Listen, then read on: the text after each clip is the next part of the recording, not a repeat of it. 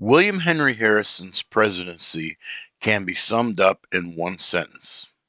He was elected president and died.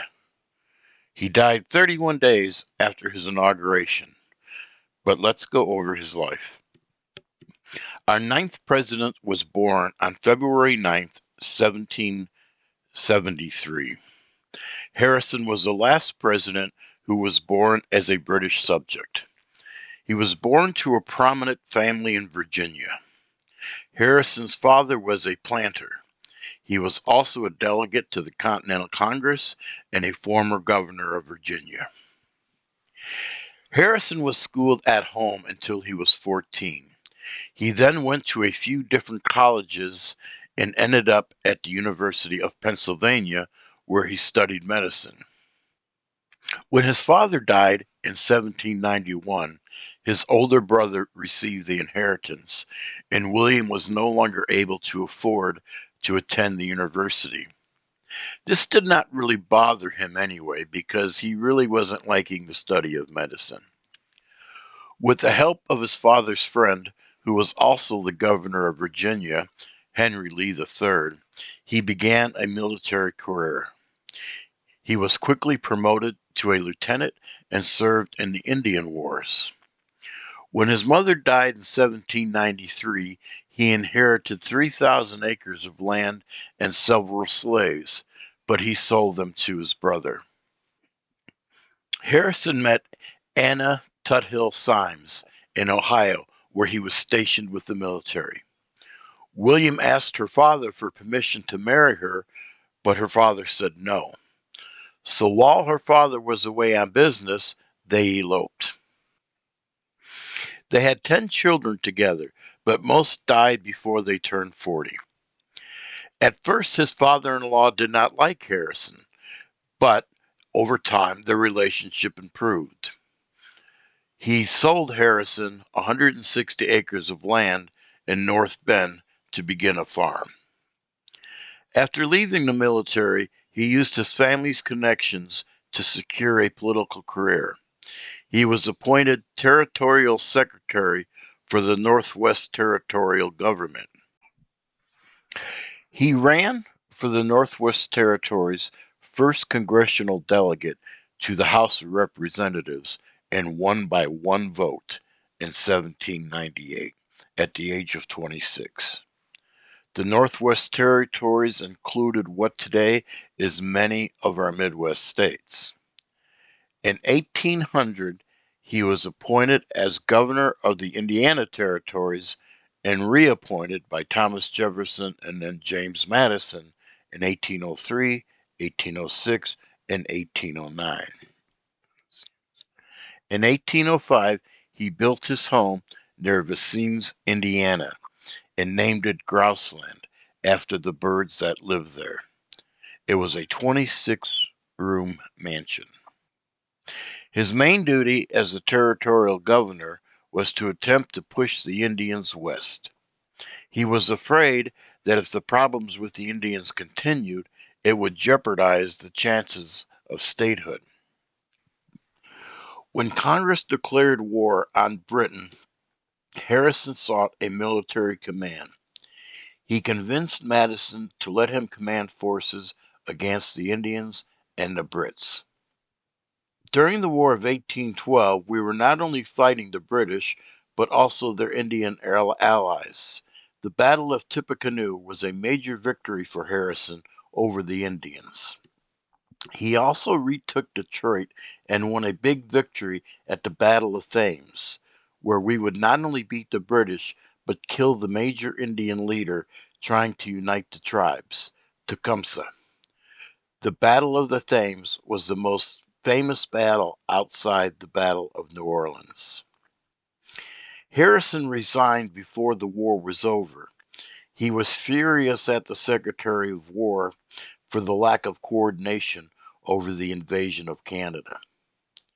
Congress investigated the situation and sided with Harrison. Harrison received a Congressional Medal for his actions in the war. After the war, Harrison continued with his political career. He was elected to the House of Representatives in 1816. He was elected to the Ohio Senate in 1819. He lost an election for the governorship of Ohio, and he lost the election to re-enter the House of Representatives. But he did win an election for the U.S. Senate in 1824. He resigned the seat, however, because he became the minister of Gran Colombia. Gran Colombia was a South American nation that incorporated what today is Colombia, Ecuador, Panama, and Venezuela. When Andrew Jackson came into office, he replaced him due to his impartiality about Simon Bolivar, the president and leader of the independence movement against the Spanish. He also wanted to appoint his own people. But Harrison really did not like Simon Bolivar. He saw him as a cruel dictator. Harrison was not wealthy despite his mansion. He was living off the proceeds of his farm and his pension. To help with his finances, he was appointed to the clerk of the courts in Hamilton County, which incorporates what today is Cincinnati, from 1836 to 1840. He began distilling whiskey, but didn't like the negative effects of the product, and he stopped producing it. Harrison was one of the Whig candidates who ran for president in 1836. The Whigs ran 4 candidates from different regions of the country. They were not united, and they were hoping to throw the election to the House of Representatives.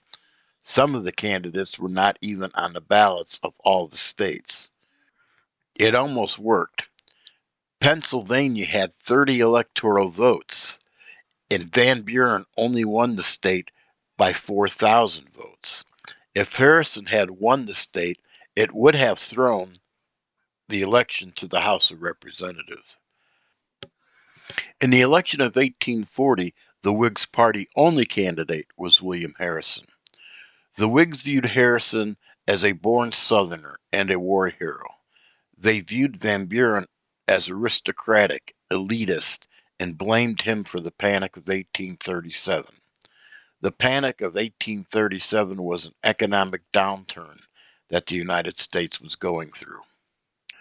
The Democrats called Harrison Granny Harrison and the Petticoat General because he resigned before the War of 1812 was over.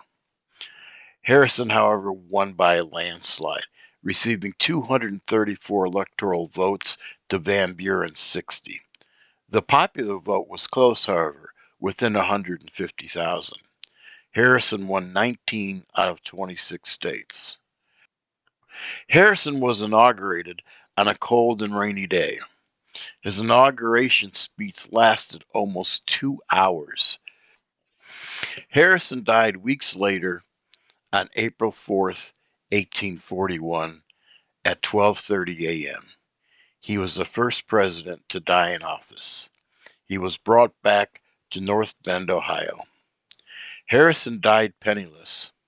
Congress voted to give his wife 1 year of his salary, which was $25,000, a little over $700,000 in today's money.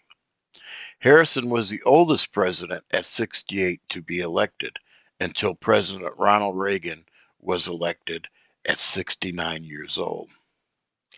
Harrison's grandson, Benjamin Harris, was the 23rd president of the United States from 1889 to 1893, which makes William and Benjamin the only grandfather and grandson pair of presidents in U.S. history.